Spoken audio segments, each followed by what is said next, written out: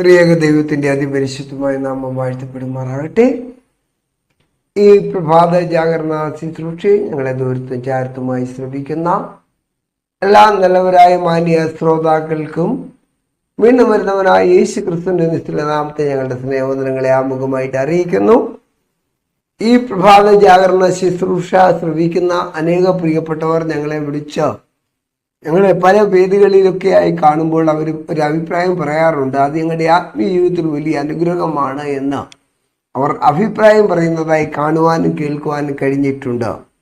ഇന്ന് നമുക്ക് വായിച്ചു കേൾപ്പാനായിട്ടുള്ളത് ആക്രമം തടയൽ, നീതി ജാതിയെ ഉയർത്തുന്നു, പാപമോ വംശങ്ങൾക്ക് അപമാനം. സദൃശ്യവാക്യം 14:34. ഏറ്റവും സമാധാനപരമായ രാജ്യങ്ങൾ ഏതാണ്? നിങ്ങൾ ഗ്ലോബൽ പീസ് ഇൻഡെക്സ് GPI പിന്തുടരുകയാണെങ്കിൽ ഏറ്റവും പുതിയ 2017 സ്ഥിതിവിവര കണക്കുകൾ ഐസ്ലാൻഡ്, ന്യൂസിലാൻഡ്, പോർച്ചുഗൽ, ഓസ്ട്രിയ എന്നീ രാജ്യങ്ങൾ പ്രഥമ ഗണനീയമാണ്. സിറിയ, അഫ്ഗാനിസ്ഥാൻ, ദക്ഷിണ സുഡാൻ, യമൻ എന്നിവയാണ് ഏറ്റവും സമാധാനം കുറഞ്ഞ രാജ്യങ്ങൾ. നിർണ്ണയിക്കാൻ 3 വ്യത്യസ്തമായ മേഖലകൾ അളക്കുന്നു: സാമൂഹിക സുരക്ഷയുടെ നിലവാരം, ആഭ്യന്തര അന്തർദേശീയ സംഘർഷങ്ങളുടെ വ്യാപ്തി, സൈനികവൽക്കരണത്തിന്റെ അളവ് എന്നിവയാണ്. കഴിഞ്ഞ ദശകത്തിൽ ലോക സമാധാനം 2.14% എന്ന തോതിൽ വർഷമായി GPI സൂചിപ്പിക്കുന്നു. കഴിഞ്ഞ 5 വർഷത്തിനിടയിൽ തീവ്രവാദ സംഭവങ്ങളിൽ കൊല്ലപ്പെട്ടവരുടെ എണ്ണം ചരിത്രത്തിൽ എന്നതിനേക്കാളും ഉയർന്നു കണ്ടു. ഈ സൂചിക അളക്കുന്നതിലെ വെല്ലുവിളികളിൽ ഒന്ന് കുട്ടികൾക്കെതിരായ ആക്രമണം പോലുള്ളവയിൽ വിശ്വസനീയമായ അന്താരാഷ്ട്ര വിവരങ്ങളുടെ അഭാവമാണ്. ലോകം സമാധാനം നഷ്ടപ്പെട്ട ഒരു അന്തരീക്ഷത്തിലാണ് ഇന്ന് ഓടിക്കൊണ്ടിരിക്കുന്നത്. കാരണം അസമാധാനത്തിന്റെയും അസന്തുഷ്ടിയുടെയും ഒരു നിലവാരമാണ് പടുത്തുയർത്തുകൊണ്ട് ഇന്ന് ലോകം പോയിക്കൊണ്ടിരിക്കുന്നത്. വിശുദ്ധ വേദപുസ്തകം വളരെ ശക്തമായ ഭാഷയിൽ നമ്മോട് പറയുന്നു, നിങ്ങൾ യുദ്ധങ്ങളെയും യുദ്ധശ്രുതികളെയും കുറിച്ച് കേൾക്കും, ക്ഷാമവും ഭൂകമ്പവും അവിടെയില്ല. ഇങ്ങനെ വളരെ ദയനീയമായ നിലയിലേക്ക് ലോക ക്രമസമാധാനം തന്നെ പാടി തകർന്നിരിക്കുന്ന ഒരു ചരിത്ര പശ്ചാത്തലം ലോകത്തിലെ എല്ലാ മുക്കിലും മൂലയിലെ കാര്യങ്ങൾ വിലയിരുത്തുമ്പോൾ നമുക്ക് മനസ്സിലാക്കുവാൻ കൊണ്ട് സാധിക്കും.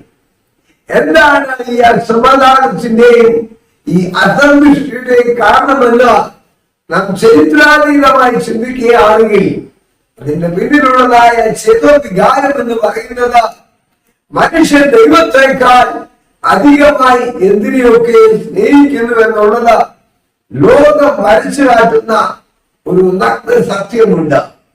ദൈവത്തിന് കൊടുക്കേണ്ടത് ദൈവത്തിന് കൊടുക്കുന്നതിന് പകരമായി സമാധാനത്തിനും സന്തോഷത്തിനും വേണ്ടി ധനങ്ങൾ വിനിയോഗിച്ചുകൊണ്ട് സന്മാർഗീയതയുടെ പറവുകളിലൂടെ സഞ്ചരിക്കുന്ന ഒരുപറ്റം ജനതയെ നമുക്ക് കാണുവാൻ സാധിക്കും. ഈ അസമാധാനം അസന്തുഷ്ടിയും ലോകത്തെ ആകമാനം തകിടം മറിക്കുന്നതായി കാണുവാൻ കഴിയും. നമുക്കറിയാം, നമ്മുടെ ചേരിചേരാ രാഷ്ട്രങ്ങൾ ഇപ്പോൾ ഈ അടുത്ത കാലത്തായി സംഭവിച്ചുകൊണ്ടിരിക്കുന്നതായ വിദേശ രാജ്യങ്ങൾ തമ്മിലുള്ളതായ യുദ്ധം, അതിനെക്കുറിച്ചുള്ള വസ്തുതകളൊക്കെ നമുക്കറിയാം. എന്നാൽ നമ്മുടെ ചേരിചേരാ രാഷ്ട്രങ്ങൾ സംഘടിതമായി ചേർന്നുകൊണ്ട് സമാധാന കരാറുകളിൽ ഒപ്പുവെക്കുവാനെ കൊണ്ട് കടന്നു വരുമ്പോൾ അതിലേക്ക് ഒരു വെല്ലുവിളി പോലും അനക്കുവാൻ കഴിയാതെ വിഘടിച്ചു നിൽക്കുന്ന ഭരണാധികാരികളെയാണ് നമുക്ക് ലോകത്തിൽ കാണുവാൻ കൊണ്ട് സാധിക്കുന്നത്. ഇങ്ങനെ വിഘടിച്ചു നിൽക്കുന്ന ഭരണാധികാരികളുടെ ഭരണത്തിൻ്റെതായ നിലവാരങ്ങൾ കൊണ്ട് ലോക സമാധാനം നഷ്ടപ്പെടുകയാണ്. അതെ, പൊറുതിരെ പട്ടുവീഴുന്നതായ ഒരു ദയനീയമായ സാഹചര്യമാണ് നമുക്ക് ലോകത്തിൽ കാണുവാനുള്ളത്. എങ്ങനെയാണ് സമാധാനം കണ്ടെത്തുക എന്നറിയാതെ മനുഷ്യർ വാടിക്കുഴയുന്ന ഒരു ദയനീയമായ സാഹചര്യം അവിടെയും എവിടെയും നോക്കിയാൽ കാണുവാൻ കൊണ്ട് സാധിക്കും. ഈ ഒരു സന്തുലിതാവസ്ഥയ്ക്ക് മാറ്റം വരേണ്ടത് ഏറ്റവും അത്യന്താപേക്ഷിതമാണ്. യേശു ഒരിക്കൽ പറഞ്ഞു, എന്റെ സമാധാനം ഞാൻ നിങ്ങൾക്ക് തന്നേച്ചു പോകുന്നു, അത് ലോകം തരുന്ന സമാധാനമല്ല. ആ ദിവ്യമായ സമാധാനം ലോകത്തിലെ എല്ലാവർക്കും വേണം. എല്ലാ മനുഷ്യരും സമാധാനം വേണം. എങ്ങനെയാണ് സമാധാനം ഉണ്ടാക്കുവാൻ കഴിയുന്നത്? ശുദ്ധവചനം പറയുന്നു, സമാധാനം ഉണ്ടാക്കുന്നവർ ഭാഗ്യവാന്മാർ, അവർ ദൈവത്തിന്റെ പുത്രന്മാരെന്ന് വിളിക്കപ്പെടും. ഈ അസന്തുഷ്ടിയുടെയും ഈ അസമാധാനത്തിന്റെയും ഈ അനീതികളുടെയും പരിണിത ഫലങ്ങൾ ഏറ്റുവാങ്ങിക്കൊണ്ട് മനുഷ്യർ നിർജീവന്മാരായി പോകുന്ന സാഹചര്യങ്ങളെ കാണുവാൻ കഴിയും. ഇതിനെതിരായി ഒരു ശക്തമായ പ്രാർത്ഥനാവലയം തന്നെ സൃഷ്ടിച്ചെടുക്കേണ്ടത് നമ്മുടെ അത്യന്താപേക്ഷിതമായ കർത്തവ്യമാണ്, ഉത്തരവാദിത്തമാണ്. ആയതുകൊണ്ട് ദൈവത്തിൽ താഴ്മയോടെ നിൽക്കുക എന്നല്ലാതെ ഇതിന് പരിഹാരം കണ്ടെത്തുവാൻ മറ്റൊരു മാർഗവുമില്ല എന്ന് തിരിച്ചറിയാത്ത കൊണ്ട് കാരണമായി തീരും. ഇവിടെ പറയുന്നു, ദൈവത്തിന്റെ നിയമം പാപത്തെ നിയന്ത്രിക്കുകയും ശരിയായ പെരുമാറ്റം പ്രോത്സാഹിപ്പിക്കുകയും ചെയ്യുന്നതിനാണ്. 10 കൽപ്പന അവഗണിക്കപ്പെടുമ്പോൾ ദുഷ്ടത ലാഭവന്മാർ പ്രചരിക്കുകയും ചെയ്യുന്നു. ദുഷ്ടത പ്രവർത്തിക്കുന്നത് രാജാക്കന്മാർക്ക് വെറുപ്പ്, നീതികളുടെ സിംഹാസനം സ്ഥിരപ്പെടുന്നില്ല. സദൃശവാക്യം 16:12. ദൈവത്തിന്റെ നിയമത്തിൽ നിന്ന് വ്യതിചലിക്കുമ്പോൾ ഒരു ജനത അഭിവൃദ്ധി പ്രാപിക്കുകയില്ല. നേരിലുള്ളവരുടെ അനുഗ്രഹം കൊണ്ട് ആ പട്ടണവും അഭ്യുദയം പ്രാപിക്കുന്നു. ദുഷ്ടന്മാരുടെ വായുണ്ടോ അത് ഇടിഞ്ഞു പോകുന്നു. സദൃശവാക്യം 11:11. ഇസ്രായേലിനുള്ള അനുസരണത്തിന്റെ അനുഗ്രഹങ്ങളെ കുറിച്ച് മോശ വിവരിച്ചു. നിന്റെ ദൈവമായ യഹോവയുടെ വാക്ക് നീ ശ്രദ്ധയോടെ കേട്ടാൽ ഞാൻ ഇന്ന് നിന്നോട് ആജ്ഞാപിക്കുന്നവരുടെ സകല കൽപ്പനകളും പ്രമാണിച്ചു നടന്നാൽ നിന്റെ ദൈവമായ യഹോവ നിന്നെ ഭൂമിയിലുള്ള സർവ്വജാതികൾക്കും ഇത് ഉന്നതമാക്കും. നിന്റെ ദൈവമായ യഹോവയുടെ വാക്ക് കേട്ട് അനുസരിച്ചാൽ ഈ അനുഗ്രഹങ്ങളെല്ലാം നിനക്ക് ശ്രദ്ധിക്കും. പട്ടണത്തിൽ നീ അനുഗ്രഹിക്കപ്പെടും.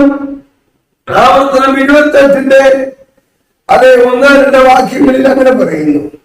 ദൈവത്തിന്റെ നിയമത്തോടുള്ള അത്തരം ആദരവ് ഒരു ജനതയെ സമാധാനം ആസ്വദിക്കുന്നതിനുള്ള പട്ടികയിൽ 1-ാം സ്ഥാനത്ത് എത്തിക്കും. ഇത് പ്രയോഗത്തിൽ വരുത്തുക. നിങ്ങൾ സന്ദർശിച്ച ഏറ്റവും ആക്രമണശക്തമായ രാജ്യം അല്ലെങ്കിൽ നഗരം ഏതാണ്?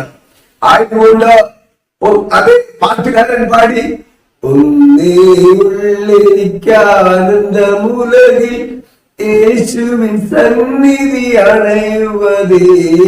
സമാധാനം കണ്ടെത്തുവാൻ, സന്തോഷം കണ്ടെത്തുവാൻ, ജീവിതത്തിന്റെ പ്രത്യാശയുടെ തുറമുഖത്ത് എത്തിച്ചേരുവാൻ, ആശയവരായി തീരുവാനല്ല, ആശയമുള്ളവരെ പോലെ പ്രത്യാശയോടുകൂടെ മുന്നോട്ട് പോകുവാൻ സർവകൃപാലുവായ ദൈവം ഈ പ്രഭാതം ഈ ശബ്ദപരിധി ഞങ്ങളെ ശ്രമിക്കുന്ന എല്ലാവരെയും ഇടിയാക്കട്ടെ എന്ന് ആത്മാർത്ഥമായി പ്രാർത്ഥിച്ചുകൊണ്ട് ഞാൻ എന്റെ പ്രിയപ്പെട്ട പ്രേക്ഷകരുടെ മുൻപിൽ ഇന്ന് ഭാഗം വായിച്ചതായ ആക്രമണം തടയുക എന്നുള്ളതായ ഈ ഭാഗം ഇവിടെ ഉപസംഹരിക്കുകയാണ്. ദൈവത്തിന്റെ അനുഗ്രഹിക്കുമാറാകട്ടെ. ആമീൻ. ഈ പ്രഭാത ജാഗരണ ശുശ്രൂഷയിൽ ഞങ്ങളെ ദൂരത്തിൽ ചാറ്റുമായി ശ്രമിച്ച എല്ലാ പ്രിയപ്പെട്ടവരെ ദൈവം അനുഗ്രഹിക്കട്ടെ. നിങ്ങൾക്ക് എല്ലാവർക്കും ഊഷ്മളമായ നല്ലൊരു ദിവസം കൂടെ നേർന്നുകൊണ്ട് ഞാൻ എന്റെ വാക്കുകൾക്ക് വിരാമം കുറിക്കുന്നു. ദൈവം നമ്മെ അനുഗ്രഹിക്കുമാറാകട്ടെ. ആമീൻ.